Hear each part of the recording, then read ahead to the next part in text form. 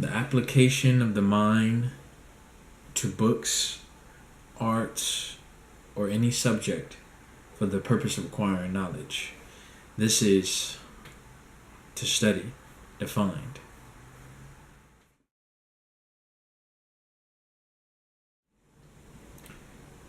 My purpose is to inspirit, to inspire, to empower. As a dietitian, my work entails giving information to you all, to my clients, on how to live a healthier, more energetic, energized lifestyle with more happy hours.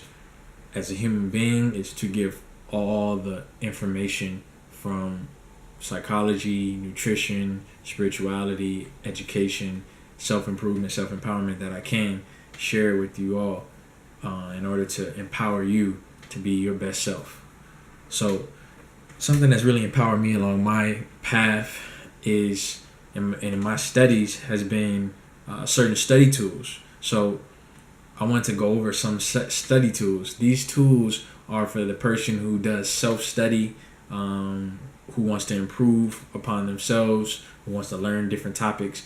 In this age, this Aquarian age, is the information age. So we have the internet. We have sharing just abundantly.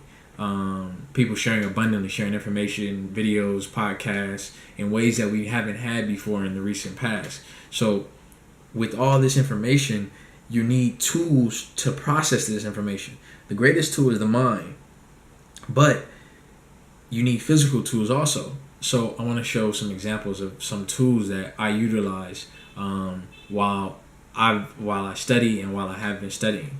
All right. So I want to review some of those tools now. So the first tool that I want to go over is a thesaurus. This is a jewel. I have an international thesaurus. So here you want to get this. This is key. Now, if you have children, you have a friend, you have anybody who's into any type of studying, it's never too early to get a thesaurus or a dictionary, which I'm also going to go over, but it's never too early to get a thesaurus. I actually learned how to use a dictionary. I remember I was in the 3rd grade when I seriously got a thorough explanation. A thorough 3rd grade. I guess you could say 3rd grade explanation, because I got another explanation when I learned about the Moorish Science Temple, and I met some adepts and sheiks who exposed me to some greater information on how to really study. But it's never too early to start off with a thesaurus. So you can give it to your son, daughter, nephew, cousin, friend, brother. With the thesaurus, it's great because when you're studying, if you see words that you don't know, you can look them up in the thesaurus, and the thesaurus will give you synonyms, and it'll also give you the antonyms, which tell you what the words it'll give you an idea what the word means, and also give you antonyms, which will let you know what the word does not mean, right? So, like I said, thesauri, they're basically priceless. When you're looking for a word, you're doing some writing, you're doing a speech, you're talking, you want to get a synonym, or you can't think of a word, but you have an idea of what you want to say, you can go into a thesaurus, you can get different words. As you expand your vocabulary, it's extremely important with these study tools that I'm going over. They're expanding the vocabulary. As you expand your vocabulary, you expand your ideas, you expand your possibilities, and you expand your power, because knowledge is power, but words hold power because they hold ideas. Ideas can frame, enchain, or free up your reality. So your ideas are based off your language. So it's very important to have an expansive understanding of language. Whether you're speaking Espanol, whether you're speaking English, it's good to have a good understanding of language, because you'll have more ideas, you'll have more power. So that's why it's good to study with the thesaurus. The next tool that I want to discuss is just a basic desk dictionary. This one is a desk dictionary and thesaurus. Oxford is one of the best dictionaries that are out. just to have a legacy of good good work in terms of dictionaries. This is just a desk reference. To be honest with you, I don't even really use it like I used to. I used to use it a little bit in college, but it sits in my library for most times unless I'm doing some like serious study and I'm really getting focused. I'll pull out my dictionaries and I'll go through and I'll study. But usually this doesn't get a lot of usage, only because I'm about to show you a shark. I'm gonna show you a whale, which I really use, and also use a dictionary that is on my computer. Apple has a really great installed dictionary already. It's like it includes like the Apple Dictionary, I think the American Heritage Dictionary, and then it also has Oxford Dictionary. So you'll find really good definitions a lot of times when you use the Apple Dictionary. So sometimes I don't use Google search necessarily all the time for all my words, or the internet. I'll use Apple's dictionary only because I feel comfortable with it, because I know that I actually had a Oxford dictionary and I would use the Apple dictionary and it has the same definitions. So I would trust that a lot of times. All right. So this is just good for when you're just doing some quick study, you want to look up some quick words, and it's good for giving that to your children or to your son or to your younger person, people in your family, in your circle, to get them to really start studying and like flipping through stuff, and they can carry that with them to school and things like that. If you're just starting out, there's different levels of dictionaries, because some dictionaries will have definitions, and within the definitions, it may be too complex for you to understand. So you may need to start off with a smaller little pocket Webster dictionary and kind of read through it. There's a story of a great Muslim leader. His name was Malcolm X, Al-Hajj Malik El-Shabazz. There's a story where he wrote down all the words and definitions in the dictionary, and he educated himself. A lot of people think that the dictionary is only for looking up words. It's not only for looking up words that you don't understand. You can actually read a dictionary and become highly educated just from reading what is contained within the dictionary. If you're reading a good dictionary, Malcolm X was reading through a dictionary which I'm about to show you, a similar dictionary which I'm about to show you. This dictionary is required for most scholars. If you're going to be a scholar, if you're going to be studying nutrition, science, health, physics, hair, physiology, anything, you want to get a solid dictionary. All right. Okay. So the next thing I want to cover is the dictionary. But I just want to say something briefly before I go over the dictionary. The reason that the internet is not enough is that a lot of times nowadays you can find on the internet, there's like etymology dictionaries, etymonline.com. Also, if you go to Google and you look up words, there's a etymology branch tree underneath the word, and you can break it down and find the etymology. But for my studies, the best dictionaries are not found on the internet. The deepest breakdowns of words are not going to be found on the internet. You get the etymon, which is the root of the word, from an etymology dictionary, which I'm going to show here also. And then also you can get that from a solid dictionary. So this, from my studies, is the best dictionary that's out. It's even in ways better than the Oxford Dictionary. It's called the Webster's Third International Dictionary, unabridged. If you're doing any real studying, you want to start off with a thesaurus, get you the desk reference dictionary, and then you want to graduate. Graduate means move up, increase your level, elevate. And you have to get an unabridged dictionary. Unabridged, what does unabridged mean? Unabridged means that it hasn't been abridged. Easy, right? I'm supposed to be breaking down words.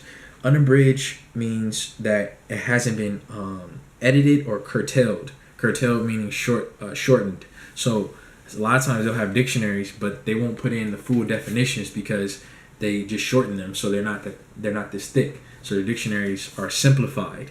You don't want a simplified dictionary. You want an in-depth, thorough dictionary, because you want to have in-depth and thorough knowledge. You want to become in-depth and thorough. So you can become that way by studying. This dictionary is going to have a lot of scientific words that aren't found in other dictionaries, deeper breakdowns than you would find on the internet. This dictionary had like a team of hundreds of people, scholars, professors, adepts, scientists, who collectively came together and put their information into this dictionary. They compiled it in that fashion. So when you have a team that large of specialists, you're going to have a refined dictionary. So then in the dictionary, they also have multiple usages of the word in sentences. And the sentences are usually quotes from great thinkers. So you're getting exposed to the great thinkers. Also, in a good dictionary like this, which can be found online, you can go to eBay, you can go to thrift shops and look for this. Go to eBay or Amazon. Also, you can go to what is it?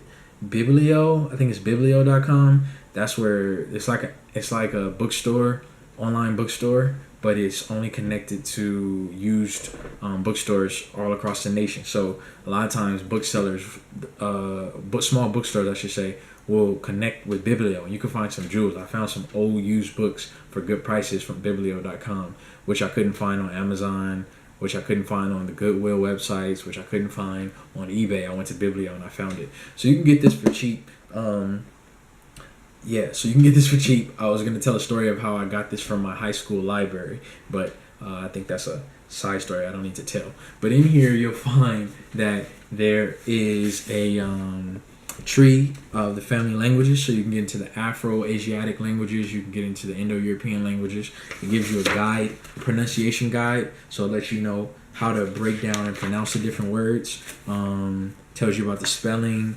It gets really into it. Again, this was formulated by hundreds of scholars, groups of PhDs, adepts, pros, and experts in their field to formulate this. So what you're going to find in here, when you see a word, you have the word in bold, then you have the actual pronunciation of the word, and in the beginning it gives you the pronunciation guidelines, so you can learn how to read and pronounce the words. Then it gives you in brackets, you're going to find the etymology of the actual word. Then, or I should say, you'll find the etymology of the word. Also, just after the word, you'll find the part of speech of the word. So, language is governed by rules. Whether you're studying Arabic, Spanish, German, English, whatever, it's governed by rules. So, it has 8 parts of speech. So, you'll have adverb, verb, you'll have adjective, noun, etc. But it'll list that after the word. So sometimes words can be used as verbs or they can be used as nouns. So you have to understand the different methods or the different parts of speech and how the definitions can change depending on how you utilize the word and how the word is utilized. So, like I said, word governs life. Like, in the beginning was the word, and the word was with God. So when you speak things, you speak things into life. So when you say, I can, I will, I shall, I am going to, that comes with the Spirit. When you say I can't, or if your language is limited, your possibilities are limited. So that's why it's important to study. What else was I going to say? In here, it also demonstrates the different layers and definitions. It goes over the denotation and the connotation. The denotation being the root, which is based off the etymon, and then the etymon is the root word, and which is like basically where the word comes from and derives from. And then there's connotation, which are kind of the added on definitions that have been found over time to be added onto the word, kind of colloquialisms. All right, so this is invaluable. I mean, it has the constellations and stars in the southern hemisphere. If you're studying astronomy, it goes over all kind of stuff. In this dictionary. It's invaluable. It's totally invaluable.